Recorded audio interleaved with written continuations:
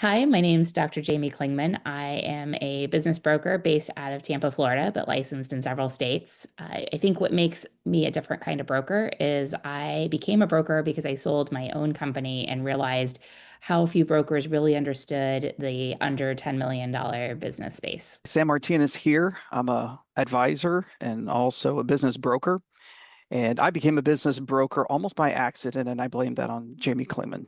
But I sold my company, an insurance brokerage, some years ago, and I realized how difficult that process can be, as well as I've seen so many and work with so many clients who have sold their companies successfully and unsuccessfully.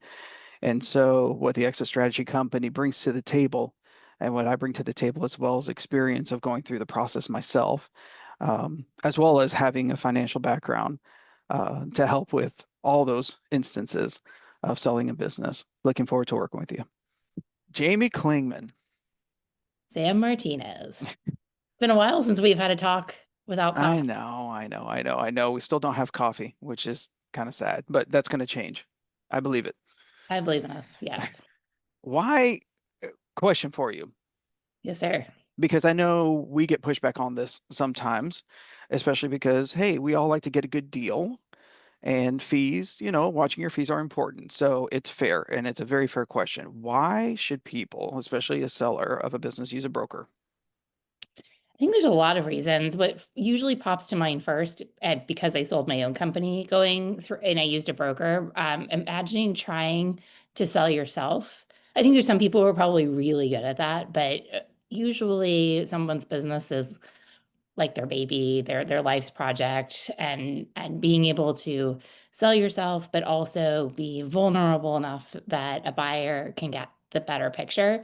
Having a neutral person in between to help level set, I think, is probably the single most reason that someone who's looking to sell should consider using a broker, if not for the whole finding the actual buyer, but for the getting through the process. So I think even if somebody has found a buyer, potentially really being able to get through those tough questions, inevitably, no matter how much a buyer and seller love each other, there's a awkward point, whether it's around money, whether it's around questions in a profit and loss statement, and being able to have that neutral person to level set and say, okay, this is the information, and there's a little space in between. I think that helps. Yeah, no, for sure. And I know we use that metaphor all the time. You're selling your baby. That's awful. I know. If you Okay. really think about it, that's We shouldn't sell, so we're not selling yeah, humans. we're not selling For- humans. We're not condoning human trafficking, please understand. Yes. But But for me, it did feel like when I was selling my business that I was selling something I made. Obviously didn't actually give birth to it, but I had in a way. I started it from the ground up. So that exposure of having everything you've done be examined and questioned, but being able to keep momentum going through that, it's really easy for one side or the other side to get distracted, to get held, you get stuck. And if neither side are able to get the deal moving again, it just dies. And thankfully it's not actually a baby, so there's no yeah, actual, but the deal dies, and that's the point of where a broker again, a broker doesn't mean just finding the buyer. And I think that's something to keep in mind for sellers to consider as they go forward. correct. I know, and I experienced the same thing.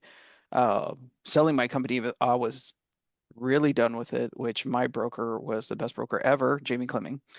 So, but going through the process myself, it is a very emotional situation because you're, and in my case, as well as in your case, part of the deal that went along with that was not just all the history and everything you've built into it, it's also your people, your processes, and all of that's going to get very scrutinized. And so I agree. I think there's a lot of misconceptions that it's just about the marketing piece of, okay, who can, which is a very important piece, by the way, not to discount that, but finding that right fit, that right mate for this sale is hard enough. But where I really see where our job comes in, and a good broker, and there's some really good brokers out there, so I want to give a shout out to those who actually do a good job, who consult, who really know how to put the pieces together and have the emotional intelligence to make it happen. Beyond just the P&L and beyond just those details. But there's some really bad brokers out there as well. And so that are very transactional that just throw something on biz buy sell and it's volume to see how it goes. So um, I think for me, that is the difference. The difference is somebody who actually has the experience and has gone through it themselves. But why or what are some additional benefits of working through a broker? Uh, just past marketing, and of course now talking about that consultative spot. So I have some ideas, but what are your thoughts on that? The biggest one for me is the being able to be anonymous. How do you market? If you're not using a broker and you're starting to talk to a buyer, how do you not disclose who you are when you sign an NDA if there's Very not big deal. other, someone involved? And that's a big piece because a lot of times, we have talked to buyers and we're not disclosing who the company is until we're even at all closer to being having something like that done. So that's really important too. Yeah, no, and that's a huge one. By the way, if you're considering selling your company one day, anonymity, confidentiality is huge, mostly for your own people, but also for your vendors. And so you want to treat that very, very, very carefully. And so I'm going to plug us because what makes the exit strategy company different, and the reason I know Jamie, you and I started working together, and the other brokers who work with us, is that all of us actually have built companies and have sold them. We've had the experience of going through it ourselves from a founder standpoint to becoming a seller to then being an intermediary to do this. And I think that is a skill set that unless you can learn it, but unless you've been through it yourself, at least from the emotional side, you don't understand how difficult it really can be to get to a close. Absolutely. I think sitting on, Sam, you and I and several of the other brokers with us have sat on either one or both sides of the table, and there's nothing like that, right? To have it be your life trajectory on the line in a deal and your at least your financial life trajectory. So I do think that that's a huge piece of it, having also understanding that you may have, in my circumstance, I had a service business and it mattered to me that company culture was going to be maintained. It mattered to me that the people who had worked for me were going to be taken care of. And is can we perfectly make sure that happens? No, but we can take a lot into consideration and working to find a buyer who we think will be the closest fit to that.